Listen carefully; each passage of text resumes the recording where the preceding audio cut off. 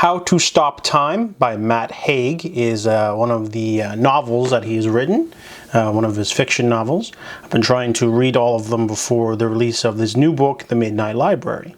So this book is about Tom Hazard. That's not his real name. He is an Alba, which is short for albatross. It is a slang for people who are like him. He is part of a sort of, I guess, a genetic defect that allows him to live a really long time. So it's described in the book as 1/15th ratio. So for every 15 years, he looks 1 year older only. So it's troublesome because he was born in the 1500s, the late 1500s. So, after turning like 18, he stopped aging, or was it, I don't remember. It was like 13 he stopped, aging, and he aged really slowly. And, people start to talk because, it's that odd family where the, mom keeps getting older and the kid looks the same age no matter what, 5-10 years later.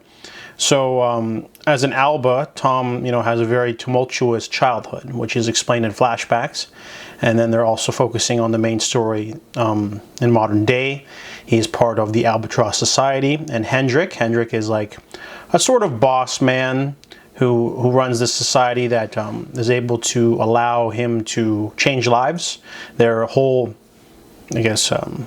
rule system of the Albatross Society is to move and switch lives every 8 years, so that way people don't, catch on. And Hendrik has been, a really big mentor to him. He's very powerful, very rich. He was, different things. And, there's some interesting world building in this book. Overall, I enjoyed it, but I did not like the ending.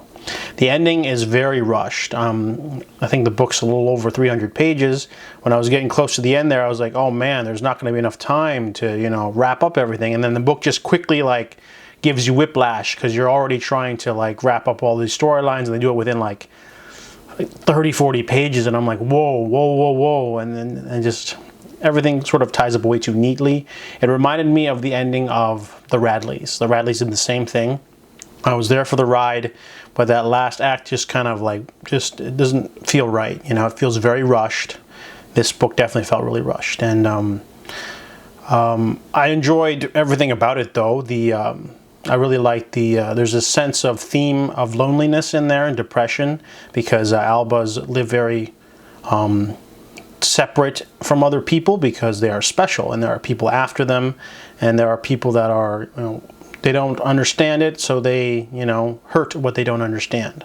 So there's really great, themes in there, and I really like the snappy short chapters, jumping back and forth, the world building, the character development, all that's really great. I would rank this under The Humans, but better than The Radleys. I've only read those three. I think he's got one more called The Possession of Mr. Cave, but I don't know if I want to read that one. But this one was an interesting book. It was not amazing, but definitely interesting for sure. Really good character work in there and world building, because they sort of have all these different little nods to history and things like that. So this kind of feels like a vampire story without the baggage of having to need to consume human blood. Kind of like Highlander, but without the action sequences. It's more of a drama about, how would that affect someone who lives for a really long time? How would that affect you psychologically? How would that work? And I really enjoyed the ride, if the last act wasn't so rushed. So I give How to Stop Time a 3 out of 5.